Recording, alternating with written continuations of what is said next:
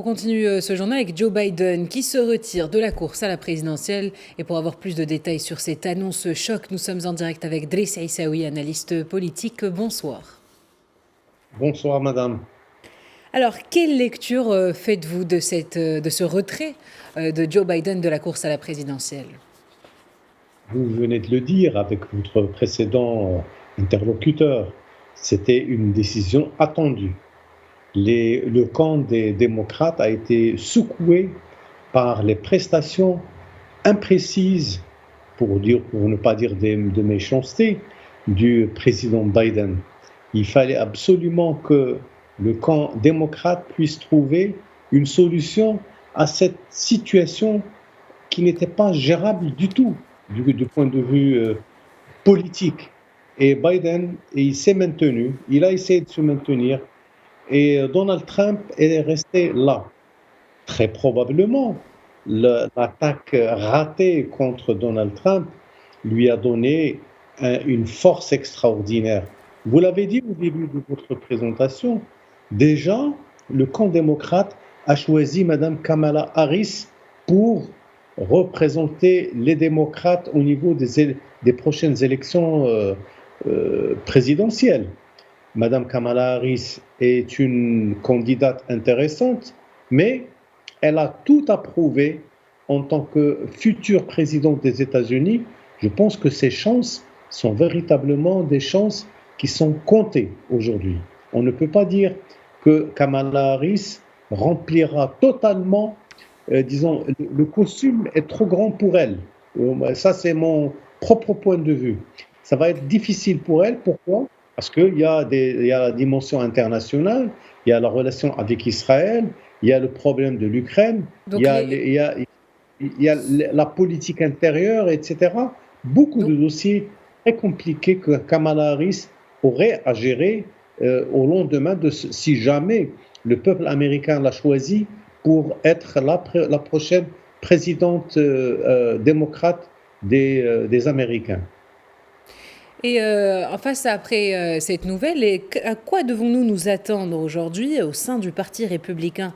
Nous avons vu récemment que le camp républicain a enregistré de nombreux points, surtout avec l'annonce du jeune colistaire James Evans, qui va permettre à Donald Trump de rapporter des points précieux dans certains États clés. Alors, quelle stratégie doit adopter désormais le Parti républicain? Je pense que le Parti républicain, il est très calme actuellement. Il y a vraiment de grandes manifestations qui ont été faites pour soutenir Donald Trump, pour soutenir le camp républicain. Je pense qu'ils n'auront pas de problème. Avec le colistier de Donald Trump, je pense que les démocrates, disons les républicains, auront toutes les chances de pouvoir réussir et revenir aux commandes. Mais ce qu'il y a d'intéressant, c'est que si jamais Donald Trump revient au pouvoir, il a pris des engagements importants. Il a pris un engagement sur la guerre de l'Ukraine, il a dit qu'elle allait arrêter ça. Il a pris aussi des engagements très fermes vis-à-vis de la guerre de Gaza, parce que pour lui, il n'est pas question du tout que les Américains continuent à financer une guerre contre un peuple, une guerre contre les Palestiniens. Ça, ce n'est pas souhaitable du tout, il ne le fera pas.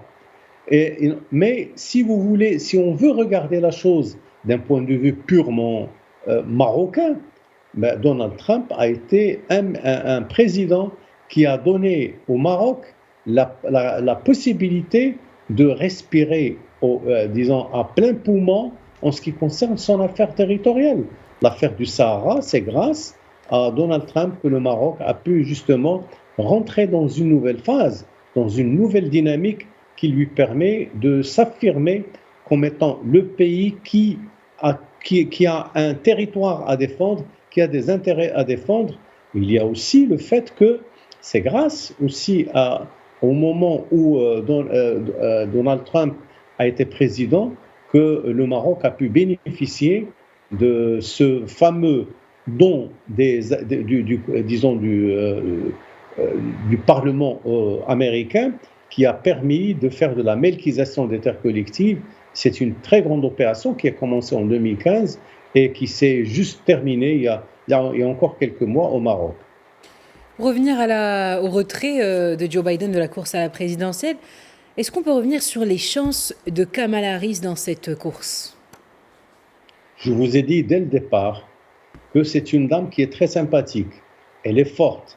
Elle a été très proche de M. Donald Trump et je pense qu'elle aura de grandes difficultés à réussir là où Biden n'a pas réussi. À savoir, il faut donner une offre. Est-ce qu'elle a une offre politique capable de soutenir? Est-ce qu'elle peut le faire? Est-ce qu'elle peut faire face à M. Donald Trump? Parce que Donald Trump ira chercher les petits problèmes dans les petits souliers, dans les coins reculés de la personnalité de Kamala Harris, parce que ne l'oublions pas, ce n'est pas une américaine anglo-américaine, elle est d'origine, africaine, enfin, sur le plan ethnologique. Donc, c'est une femme qui aura des difficultés à s'imposer, parce qu'on a déjà eu un président noir, oui, mais elle, est-ce qu'elle a la capacité d'aller vers ce destin présidentiel qui lui donnera quelque chose d'extraordinaire? Mais ces chances, tout de suite, on peut dire tout de suite que ces chances sont assez maigres actuellement. Eh bien, merci Driss Aissaoui pour toutes ces précisions et ces réponses. Je rappelle que vous êtes analyste politique. Merci.